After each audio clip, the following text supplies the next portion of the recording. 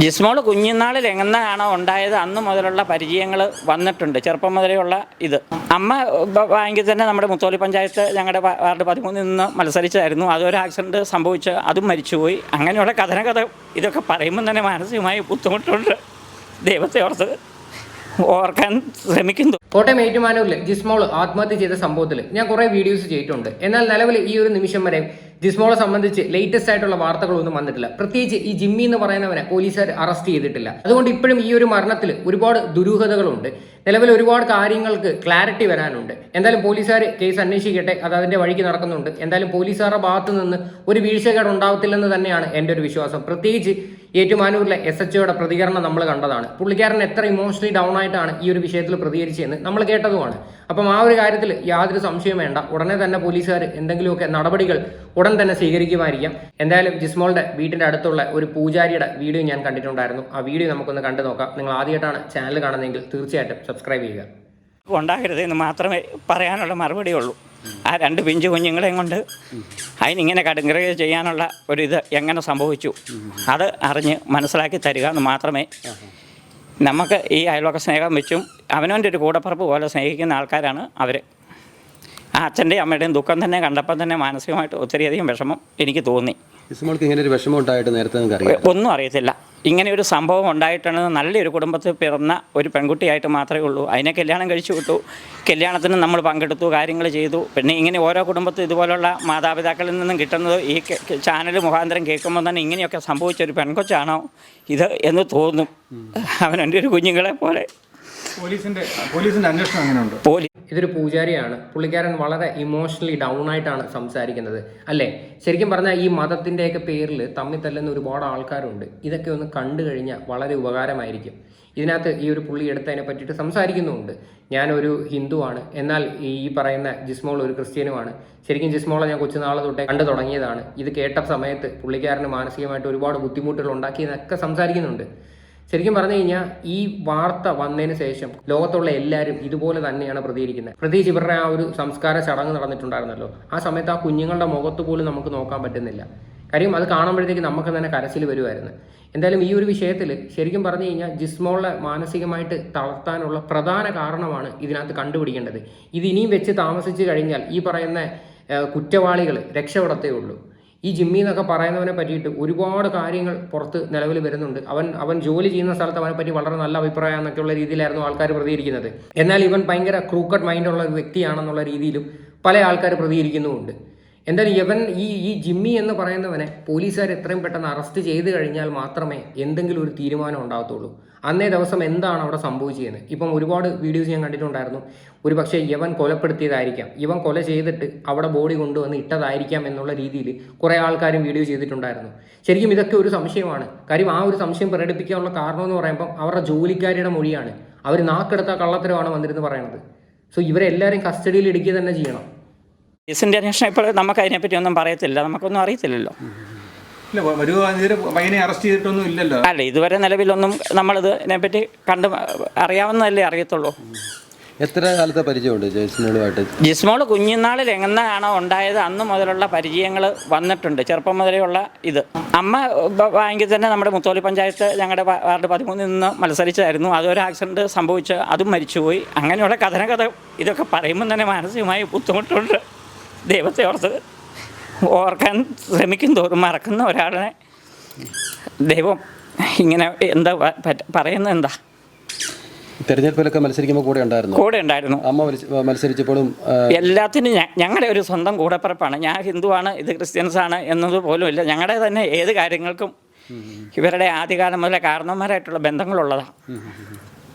അതേ പറയാനുള്ള മറുപടിയുള്ളൂ. അതുകൊണ്ട് എങ്ങനെയെങ്കിലും ഇത് എങ്ങനെ സംഭവിച്ചു എന്നുള്ളത് ഒന്ന് മനസ്സിലാക്കി അത് കാര്യങ്ങൾ ചെയ്ത് അത് ചെയ്യണമെന്ന് മാത്രമേ പറയാൻ പറ്റൂ. ഇല്ല, നമുക്ക് അതിനെപ്പറ്റി ഒന്നും അറിയില്ല. പോലീസുകാരോ ബാക്ക്ഗ്രൗണ്ടുകളോ വേറൊന്നും നമുക്കറിയത്തില്ലല്ലോ.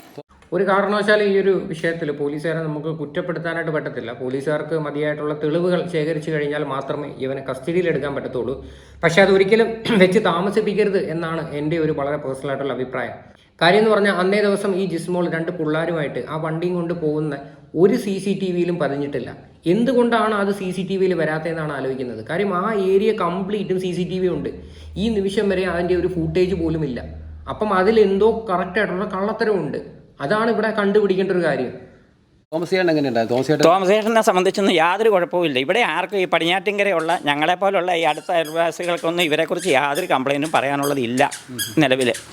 ജിസ്മോളുടെ കല്യാണം കഴിഞ്ഞിട്ട് 5 വർഷമായില്ല. ഇപ്പോഴാണ് ഈ വിഷയം. ഇപ്പോഴേ ഈ കാണുമ്പോൾ ഇത് ഇവിടെ വന്ന് ഇങ്ങനെ പറഞ്ഞപ്പോൾ അത് ഇങ്ങനെ ആത്മഹത്യ ചെയ്തെന്ന് വീട്ടുകാർക്ക് വന്ന് പറഞ്ഞപ്പോൾ മാത്രമാണ് എനിക്ക് ഇതിനെപ്പറ്റി കണ്ടപ്പോൾ തന്നെ ഇത് TV കണ്ട ചാനൽ കാണുമ്പോൾ അന്നേരമാണ് TV വെച്ചത്. ചേട്ടാ ഇതൊന്ന് ഓൺ ചെയ്ത് TV ചാനൽ കണ്ട് അയ്യോ ജിസ്മോൾ ആത്മഹത്യ ചെയ്തു കേട്ടോ എന്ന് പറഞ്ഞപ്പോൾ തന്നെ അങ്ങനെ തന്നെ ഒരു മനസ്സിന് ബുദ്ധിമുട്ട് തോന്നിയ ഒരു ജീവിതമാണ് നമ്മുടേത്. കാരണം ആ 2 പിഞ്ചും കുഞ്ഞുങ്ങളെയും കൊണ്ട് ആ തള്ള ഇതുപോലുള്ള ക്രൂരകൃത്യം ചെയ്യാൻ ആ തള്ളയെ ആര് പ്രേരിപ്പിച്ചു, എന്താണ് ഇങ്ങനെയൊക്കെ ഉള്ളത് കേൾക്കുമ്പോഴും കാണുമ്പോഴും ഉള്ള സിനിമാ കഥ പോലെ തന്നെ തോന്നാനുള്ള ഇതുള്ളൂ.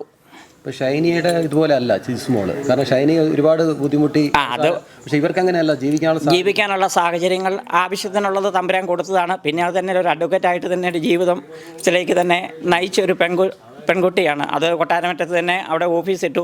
അത് തന്നെയല്ലേ ഈ ബാർ അസോസിയേഷൻകാരുമായിട്ടുള്ള ഇതിനകത്തൊക്കെ നല്ല നല്ല നിലയിൽ തന്നെ ആർക്കും ഒരു ദുരഭിപ്രായം ഇതിനെക്കുറിച്ച് പറയാനുള്ളതില്ല. ജിസ്മോളെ പറ്റിയിട്ട് ഒരു മനുഷ്യർക്ക് മോശമായിട്ട് പറയാനായിട്ടുള്ള ഒരു കാര്യവുമില്ല. എല്ലാവർക്കും 100 നാവാണ് ജിസ്മോളെ പറ്റിയിട്ട് പറയുമ്പോഴത്തേക്ക്.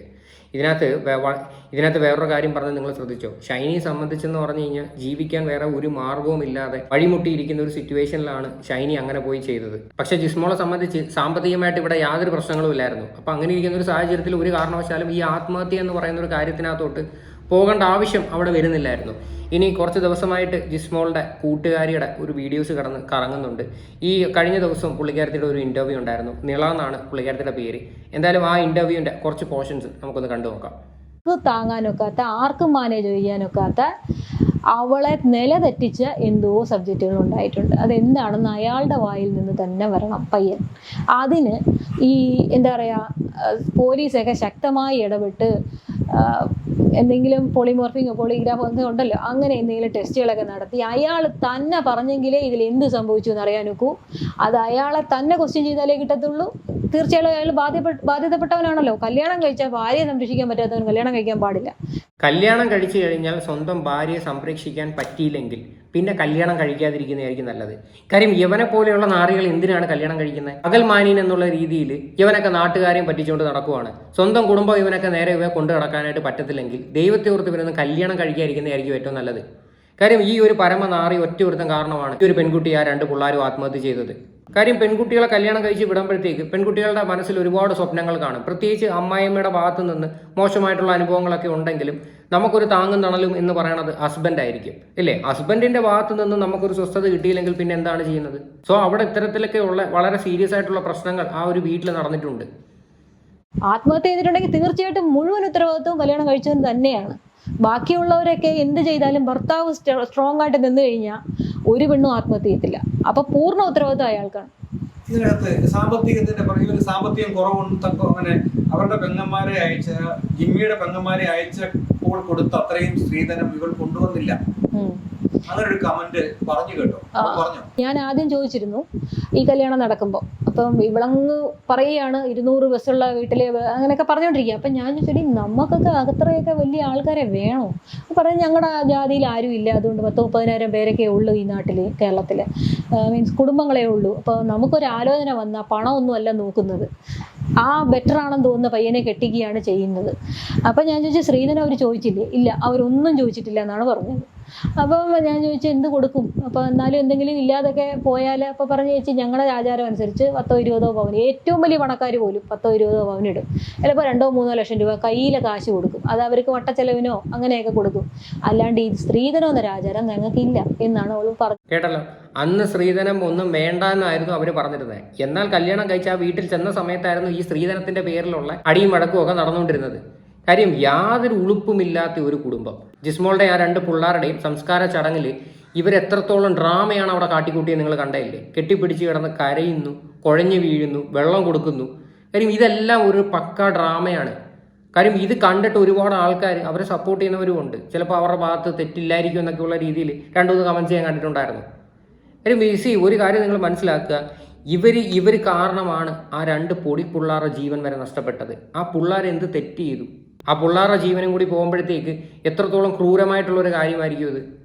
അപ്പൊ എനിക്കങ്ങ് സന്തോഷമായി. അപ്പൊ കുട്ടി നല്ല ഫാമിലിയിലേക്ക്, ഇവരും നല്ല കൾച്ചറാണല്ലോ, അങ്ങനെ പോകുന്നു എന്ന് സന്തോഷിച്ചിട്ടാണ്. വന്നല്ലോ, അത്ര നല്ല ആൾക്കാരാണല്ലോ എന്നാണ് ധരിച്ചത്. പിന്നെ ഇവള് ഇങ്ങനെ പണത്തിന്റെ എന്തൊക്കെയോ പറയുന്നുണ്ടായിരുന്നു. അതായത് ഒരു ദുഃഖമായിട്ടല്ല, അവര് വലിയ പണക്കാരാ, അവര് വെള്ള റിച്ചാണ്, മനസ്സിലായില്ലേ? അതായത് ഞാൻ ചോദിച്ചു, ഞങ്ങൾ കുഞ്ഞുങ്ങളെ കാണാൻ നിന്റെ വീട്ടിലേക്ക് വരട്ടെ എന്ന് എറണാകുളത്തിന് പോകുന്ന വഴിക്ക് ചോദിച്ചു. അപ്പോൾ പറഞ്ഞു, ചേച്ചി ഇവിടെ വരണ്ട, പിന്നെ ചേച്ചി ഇവിടെ ആർക്കും അറിയത്തില്ലല്ലോ, ഞാൻ വേണേ കുഞ്ഞുങ്ങളെയും കൊണ്ട് എൻ്റെ വീട്ടിൽ പോയി നിൽക്കാം, മുത്തോലി പോയി നിൽക്കാം, അവിടെ വന്നാൽ മതി. അപ്പം ഞാൻ പറഞ്ഞു, ഞങ്ങൾ ഓൾറെഡി ഇവിടെ കോട്ടയം എത്തിക്കഴിഞ്ഞു. അവ പറഞ്ഞു, വേണ്ട ചേച്ചി വരണ്ടെന്ന് പറഞ്ഞു. അപ്പം ഞാൻ ചോദിച്ചു, അതെന്താടി? അവരെയൊക്കെ വലിയ വേറൊരു രീതിയാണ്, വലിയ പണക്കാരല്ലയോ. അപ്പം ഞാനപ്പം മനസ്സിലോർത്തു, ഇവള് അതിനകത്തുള്ള ആളല്ലയോ അപ്പം എന്നിങ്ങനെ പണക്കാരിൽ പെട്ട. കണ്ടോ?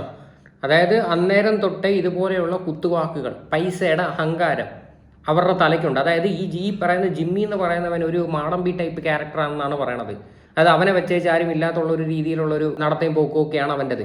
ശരിക്കും പറഞ്ഞാൽ ഇങ്ങനെയൊക്കെ ഏതെങ്കിലുമൊക്കെ പെൺകുട്ടികൾ അനുഭവിക്കുന്നുണ്ടെങ്കിൽ കഴിവത് നിങ്ങൾ നിങ്ങളുടെ സ്വന്തം വീട്ടിൽ പോയി നിൽക്കുക, അതാണ് ചെയ്യേണ്ടത്. ഇത്രയും ആട്ടും തുപ്പും അടിയും ഇടിയൊക്കെ സഹിച്ചുകൊണ്ട് ആ വീട്ടിൽ കണ്ടിന്യൂ ചെയ്യേണ്ട ഒരാവശ്യവുമില്ല. അത് എല്ലാ പെൺകുട്ടികളും മനസ്സിലാക്കേണ്ട ഒരു കാര്യമാണത്. കാര്യം ഇനി ഒരു പെൺകുട്ടികൾക്കും ഇതുപോലെയുള്ള അവസ്ഥകൾ ഉണ്ടാവാതിരിക്കട്ടെ. 2 കുട്ടികളുടെ തള്ളയായിട്ടും ഈ വീടിന്റെ ഒരു ഭാഗമാവാനൊക്കെ കഴിഞ്ഞില്ല. അവൾക്ക് കഴിയാത്തതാണോ അവളെ കൂട്ടാത്തതാണോ എന്നറിയില്ലല്ലോ, ആ ഭാഗം ആക്കിയില്ലെങ്കിലോ. അപ്പം ഞാനേ വിട്ടു. അപ്പം എന്നെ ജിമ്മിക്ക് അറിയാം, ജിമ്മിയായിട്ട് ഞാൻ സംസാരിച്ചിട്ടുണ്ട് കല്യാണത്തിന് മുമ്പ്. അപ്പോൾ ഇവളുടെ ഫ്രണ്ടാണെന്നും തിരുവനന്തപുരത്ത് ഇവള് വരുമ്പോൾ ഞാനിവിടെ ഉണ്ടെന്നും അയാൾക്ക് നന്നായിട്ട് അറിയാം. പക്ഷെ ഒരിക്കലും പിന്നീട് ജിമ്മിനോട് സംസാരിച്ചിട്ടില്ല കല്യാണത്തിന് ശേഷം. അതുപോലെ ഞങ്ങൾ എത്രയോ തവണ ഇങ്ങോട്ട് വിളിച്ചു, അവർ ഞങ്ങളുള്ളപ്പോൾ ഒന്നും വന്നിട്ടില്ല, അല്ലാതെ ഇടയ്ക്ക് ഒരിക്കൽ വന്നിരുന്നു തിരുവനന്തപുരത്ത്. അപ്പോൾ നമ്മുടെ കൂട്ടത്തിൽ കൂടിയിട്ടേ ഇല്ല ജിമ്മി. നമ്മുടെ കൂട്ടത്തിൽ തന്നല്ലോ, അവളെയും കൊണ്ട് ഒരു യാത്രയും ചെയ്തിട്ടില്ല. ഇത്രയും നാളായിട്ട് ഈ കുട്ടിയും കൊണ്ട് ഒരു ടൂറോ അല്ലെങ്കിൽ ഒരു ദിവസം നമുക്ക് സ്പെൻഡ് ചെയ്യാന്ന് പറഞ്ഞ് കാർ ഓടിച്ച് എറണാകുളം വരെ ഒന്ന് പോകുന്ന പരിപാടി പോലും അവന് ചെയ്തിരുന്നില്ല എന്ന് നമുക്കെല്ലാം അറിയാലോ. ഈ കേസ് എടുക്കാനോ ജീവിതത്തിലും ഒരു പെൺകുട്ടിയുമായി ഒന്ന് ചുറ്റി കറങ്ങണമെന്നോ അല്ലെങ്കിൽ ഒരു സിനിമ കാണാമോ അങ്ങനെ പോലും പോയിട്ടില്ല എന്ന് പറയുന്നിടത്ത് അല്ല, ഇത്രയും അകലത്തിലാണ് ഇതൊന്നും. പിന്നെ എന്ന് പറഞ്ഞാൽ സ്വന്തം ഭാര്യയായിട്ട് അവ എവിടെങ്കിലും ഒന്ന് കറങ്ങാൻ പോലും പോയിട്ടില്ല എന്ന്. അപ്പോൾ ഇതിൽ നിന്നൊക്കെ മനസ്സിലാക്കാന്നേ ഉള്ളൂ ഇവൻ്റെയൊക്കെ ക്യാരക്ടർ എന്തുമാത്രമാണ്. കാര്യം ഇതൊക്കെ ശരിക്കും പറഞ്ഞു കഴിഞ്ഞാൽ ഇതൊരു ആത്മഹത്യ പ്രേരണ കുറ്റമായിട്ട് നമുക്ക് പറയാൻ പറ്റത്തില്ല. ഇതൊക്കെ ഒരു കൊലപാതകമായിട്ട് തന്നെയാണ് നമുക്ക് വിളിക്കേണ്ടത്. കാര്യം വളരെ തോന്നിവാസമാണ് ഈ കാണിച്ചു വെച്ചിരിക്കുന്നത്. പക്ഷേ ഇനിയും ഈ ഒരു വിഷയത്തിൽ വെച്ച് താമസിപ്പിക്കരുത് എന്ന് മാത്രമാണ് എൻ്റെ ഒരു അപേക്ഷ. കാര്യം ഷൈനിയുടെ ഒരു കേസ് നമ്മുടെ മുന്നിലുണ്ട്. ഷൈനിയുടെ കേസിൽ ഭർത്താവിനെ അറസ്റ്റ് ചെയ്തിട്ട് 18 ദിവസം കഴിഞ്ഞിട്ട് അയാൾ പുറത്തിറങ്ങിയിട്ടുണ്ടായിരുന്നു. ഇപ്പം ഒരു കൂസലമില്ലാതെ അങ്ങോട്ടും ഇങ്ങോട്ടും നടക്കുന്നുണ്ട്. കാര്യം അത്തരത്തിലുള്ളൊരു കേസ് ആവരുത് ഇത്. കാര്യം ഇവനെയൊക്കെ പിടിച്ച് അകത്തിട്ട് കഴിഞ്ഞാൽ ജാമ്യം കൊടുക്കരുത്. നമ്മുടെ നിയമമാണ് ശരിക്കും പറഞ്ഞാൽ മാറ്റേണ്ടത്. കാര്യം ഇവനെ പോലെയുള്ളവന്മാരൊക്കെ നാടിന് തന്നെ ശാപമാണ്. ജിസ്മോളുടെ അച്ഛൻ്റെ ഒരു ഇൻ്റർവ്യൂ പുറത്തു വന്നിട്ടുണ്ട്. അതിനകത്ത് പുള്ളിക്കാരൻ കുറച്ച് കാര്യങ്ങൾ പറയുന്നുണ്ട്, അതും കൂടി കേൾക്കാം. അല്ല, അപ്പോൾ അതൊന്നും നമ്മൾ ഗവനിക്കുകയല്ല. പിന്നെ ഇതാണ് ഓരോരോ ഡെയിലി ഇങ്ങനെ വന്ന് പറഞ്ഞു. 2 പ്രാവശ്യം ഞാൻ ചെന്നതാണ്. ചാച്ചൻ കാര്യം എങ്ങനെ ഇത് വഴക്കുണ്ടാക്കാൻ കാര്യം അതായതാന്നൊക്കെ പറയുമ്പം അമ്മ അന്നേരം പറയും, ചാച്ചനെ കയ്യിലെടുത്തു, ചാച്ചനുമായിട്ടാണ് ഇപ്പം ചാച്ചനെ ഇതാണെന്ന് പറയും. പിന്നെ ചാച്ചൻ മിണ്ടിയല്ല, അമ്മായിപ്പൻ എന്തെങ്കിലും പറഞ്ഞ് ഇവർക്ക് സൈഡ് വല്ലതും പറഞ്ഞാൽ അന്നേരം അമ്മ പറയുന്നത് തന്നെ ചാച്ചനുമായിട്ട് ലൈനായി, ചാച്ചനെ അവൾ വശീകരിക്കുക എന്നൊക്കെ. അപ്പം അവൾ എന്നോട് പല പ്രാവശ്യം പറഞ്ഞിട്ടുണ്ട്, അങ്ങനെ പറഞ്ഞു. ഞാനത് മൈൻഡ് ചെയ്യലെന്ന് പറയും. അതിങ്ങനെ പറഞ്ഞുകൊണ്ടിരിക്കും. സ്വന്തം അമ്മായിമ്മ പറയുന്ന വാക്കുകളാണ്. അതായത് ജിസ്മോൾക്ക് അമ്മായപ്പനുമായിട്ട് എന്തെങ്കിലുമൊക്കെ പരിപാടികൾ കാണും, അല്ലെങ്കിൽ അമ്മായപ്പനെ ലൈനടിച്ച് കയ്യിലെടുത്ത് വെച്ചിരിക്കുമായിരിക്കും, അതുകൊണ്ടായിരിക്കും നിന്നെ സപ്പോർട്ട് ചെയ്ത് പറയുന്നതെന്ന്. കാര്യം ഇത്തരത്തിലൊക്കെ ഉള്ള വൃത്തികെട്ട ചിന്താഗതിയുള്ള ഒരു ഫാമിലി എൻ്റെ ജീവിതത്തിൽ കണ്ടിട്ടില്ല. ഈ സ്ത്രീക്കൊക്കെ ശരിക്കും പറഞ്ഞു കഴിഞ്ഞാൽ എന്തിൻ്റെ കുഴപ്പമാണെന്ന് എനിക്ക് മനസ്സിലാവുന്നില്ല. കാര്യം ഇവർക്കൊരു സുഖമില്ലാത്ത ഒരു സ്ത്രീയല്ലേ ഇവർ. കാര്യം ഇവർക്കിത് പറയാൻ കൊള്ളാവും ഇങ്ങനെയൊക്കെ. കാര്യം ഇതൊക്കെ കേൾക്കുമ്പോഴത്തേക്ക് ഏതൊരു പെൺകുട്ടിയാണ് മാനസികമായിട്ട് തകരാത്തത്? ഇവർക്ക് അടി കൊടുക്കാതെ തന്നെ എന്തോ ഭാഗ്യം. ഈ അമ്മായിമ്മ എന്ന് പറയുന്നത് ക്യാൻസർ പേഷ്യൻ്റ് അത് ഈയിടെ ആയത് ക്യാൻസർ പേഷ്യൻ്റ്. അതിന് മുമ്പ് തൊട്ട് അപ്പം ഇത് രോഗം വന്നപ്പോൾ അവൾക്ക് ഭയങ്കര സങ്കടമായിരുന്നു. അവൾ പറഞ്ഞ് ഇങ്ങനെ എല്ലാം ദൈവത്തിന് അവൾക്ക് നോക്കാം, അവളാന്ന് എല്ലാത്തിനും കൊണ്ടുപോയിക്കൊണ്ടിരുന്നു. എന്നിട്ടും അമ്മായിമ്മ വരുമ്പം പിന്നെയും അവൾ പറയും, ഞാൻ എന്തെല്ലാം ചെയ്താലും പിന്നെ എനിക്ക് ഉപദ്രവപ്പാ, ഞാനാണ് കീമോ ചെയ്യാൻ കൊണ്ടുപോകുന്നത്, അവിടെ ഈ ഓഫീസിലെ ഇട്ടേച്ച് കീമോ ചെയ്യാൻ കൊണ്ടുപോകും, എല്ലാം ചെയ്താലും. അപ്പോൾ ഞാൻ പറഞ്ഞു, മാനെ ഇങ്ങനെയൊക്കെ ആയാലും ഇനിയായാലും അമ്മയ്ക്ക് ഒരു മാറ്റം വരും, ഞാനത് പ്രതീക്ഷിക്കുവാപ്പാ. പക്ഷേ അതുകൊണ്ട് ഒരു കാര്യമില്ല, ഇതായി കഴിഞ്ഞ് കീമോ ഒക്കെ കഴിഞ്ഞ് ഇച്ചിരി ഇതാവുന്നതിന് പിന്നെ അതിൻ്റെ അപ്പുറമാണെന്ന് അവൾ പറഞ്ഞു. അവൾ പിന്നെ സഹിക്കും. എനിക്ക് തോന്നുന്നു ഇപ്പോൾ ജിസ്മോക്ക് അവിടെ ഒരു ഇത്തിരിയെങ്കിലും ഒരു സമാധാനം ഉണ്ടായിരുന്നു അമ്മായിപ്പൻ്റെ അടുത്ത്. അമ്മായിപ്പൻ്റെ അടുത്ത് അവിടെ അതാണ് എനിക്കൊരു ഇത്. അമ്മായിപ്പനുമായിട്ട് എന്തോ പ്രശ്നം ഉണ്ടായിട്ടുണ്ട്. അമ്മായിപ്പനൂടെ കൈ ഒഴിഞ്ഞതാണ് ഇപ്പോൾ ഇത് ചെയ്യാൻ കാരണമെന്നാണ്. അല്ല ചാച്ചൻ നല്ലതാണ്, പക്ഷേ ചാച്ചനൊന്നും മിണ്ടിയല്ല. ചാച്ചൻ എന്നാന്ന് ചോദിച്ചാൽ നിൽക്കുമ്പോൾ ഈ അമ്മ പറയല്ലേ ചാച്ചനെ അവൾ വശീകരിക്കുക, അതാ ചാച്ചൻ അവിടെ ഭാഗത്ത് നിൽക്കുന്നതെന്നാണ് പറയുന്നത്. എന്നാലും ചാച്ചനൊരു സപ്പോർട്ട് ഉണ്ടായിരുന്നു, അത് അവൾ പറയുമായിരുന്നു, ചാച്ചനാണ് എനിക്കൊരു സപ്പോർട്ട്. പക്ഷേ ചാച്ചൻ അധികം പറയല, പറഞ്ഞു കഴിഞ്ഞാൽ അന്നേരം അമ്മ ഇത് പുറത്ത് കുത്തിയെടുത്തില്ല, അതുകൊണ്ട് ചാച്ചനും മിണ്ടിയല്ല. പക്ഷേ എന്തോ ചാച്ചനുമായിട്ടൊരു പ്രശ്നം ഉണ്ടായിട്ടുണ്ട്, അതാണ് ഞാൻ വിശ്വസിക്കുന്നത്. അല്ലെ പെട്ടെന്ന് അല്ലെങ്കിൽ ഇത്രയും സഹിച്ച ജിസ്മോക്ക് ഒരു ഇതും ഉണ്ടായില്ല. ശരിക്കും പറഞ്ഞാൽ നിങ്ങളുടെ ഭാഗത്ത് നല്ല വീഴ്ചയൊക്കെയുണ്ട്. നിങ്ങൾ മകളെ വിളിച്ച് വീട്ടിൽ പോകണമായിരുന്നു, അല്ലെങ്കിൽ നിങ്ങൾ ഇത്തരം കാര്യങ്ങളൊക്കെ അവരുടെ വീട്ടിൽ സംസാരിക്കണമായിരുന്നു. എൻ്റെ മകളെ എന്തുകൊണ്ട് നിങ്ങൾ മാനസികമായിട്ട് ബുദ്ധിമുട്ടിക്കുന്നു എന്നൊക്കെയുള്ള കാര്യങ്ങൾ നിങ്ങൾ സംസാരിച്ചിട്ടുണ്ടായിരുന്നെങ്കിൽ ഇങ്ങനെയൊന്നും ഒരു അവസ്ഥ വരത്തില്ലായിരുന്നു. നിങ്ങളുടെ ഭാഗത്തും വീഴ്ചകളുണ്ട്. കാര്യം ഇവിടെ ഒരു സൈഡ് മാത്രം നമുക്ക് പറയാനായിട്ട് പറ്റത്തില്ല. സ്വന്തം മകൾ വേറൊരു കുടുംബത്തിൽ ചെന്ന് ഇത്രയൊക്കെ മാനസിക ബുദ്ധിമുട്ടുകളും പീഡനങ്ങളും അനുഭവിക്കുന്നുണ്ടെങ്കിൽ ഏതൊരു അച്ഛനും പ്രതികരിക്കത്തില്ലേ? ആ ഒരു പ്രതികരണം നിങ്ങളുടെ ഭാഗത്ത് നിന്ന് ഇവിടെ എവിടെയും കണ്ടിട്ടില്ല. അത് ചെയ്യണമായിരുന്നു. കാര്യം എപ്പോഴും ഒരു കോംപ്രമൈസിങ് മെന്റാലിറ്റി ഉള്ള ഒരു മനുഷ്യനെ പോലെയാണ് എനിക്ക് ഈ ഒരു വ്യക്തി തോന്നിയിട്ടുള്ളത്. ഇതിന്റെ പിന്നിൽ വ്യക്തമായിട്ടുള്ള എന്തൊക്കെയോ കാരണങ്ങളുണ്ട്. അത് തീർച്ചയായിട്ടും പോലീസുകാർ അത് കണ്ടുപിടിക്കട്ടെ. എന്തായാലും ഈ ജിസ്മോളുടെ CCTV ഫൂട്ടേജ്, പിന്നെ ജിസ്മോൾ അന്നേ ദിവസം അവിടെ ആ വീട്ടിലുണ്ടായിരുന്നു എന്ന് പറയുന്നു. ഈ പറയുന്ന പലവട്ടം ആത്മഹത്യക്ക് അറ്റംപ്റ്റ് നടത്തിയിട്ടുണ്ടായിരുന്നു എന്ന് പറയുന്നുണ്ടായിരുന്നു. അപ്പം ഇത്തരത്തിലുള്ള കാര്യങ്ങളെല്ലാം പുറത്ത് കൊണ്ടുവരിക, ഇതിൻ്റെ പിന്നിൽ എന്തെങ്കിലും ദുരൂഹത ഉണ്ടെങ്കിൽ, അല്ലെങ്കിൽ ഇതൊരു കൊലപാതകമാണെങ്കിൽ ഇതിൻ്റെയൊക്കെ സത്യം തെളിയിക്കാൻ വേണ്ടി നോക്കുക. ഇപ്പോൾ ഈ പറയുന്ന ജോലിക്കാരി എന്ന് പറയുന്നവർ, ഇവരൊന്നും ഈ നിമിഷം വരെയും ഒരു വീഡിയോയുടെ മുന്നിലും വന്ന് ഒന്നും സംസാരിച്ചിട്ടില്ല. അത് മാത്രമല്ല, ഈ ജിസ്മോളുടെയൊക്കെ അടക്കത്തിൻ്റെ സമയത്ത് പോലും ഇവർ പള്ളിയിൽ പോയിട്ടില്ല. അപ്പോൾ ഇതെല്ലാം ഈ ഒരു വിഷയത്തിൽ ദുരൂഹതയാണ്. വേലക്കാരിയും ഈ ജിമ്മിയും ഈ അമ്മായിയമ്മയൊക്കെ കസ്റ്റഡിയിൽ എടുത്തു കഴിഞ്ഞാലേ ഇതിനകത്ത് എന്തെങ്കിലും ഒരു തീരുമാനം ആവത്തുള്ളൂ. എന്തായാലും ഈ ഒരു വിഷയവുമായിട്ട് ബന്ധപ്പെട്ട് നിങ്ങളുടെയൊക്കെ അഭിപ്രായങ്ങൾ എന്താണെന്ന് വെച്ചാൽ നിങ്ങൾ തീർച്ചയായിട്ടും കമൻറ്റ് ചെയ്യുക.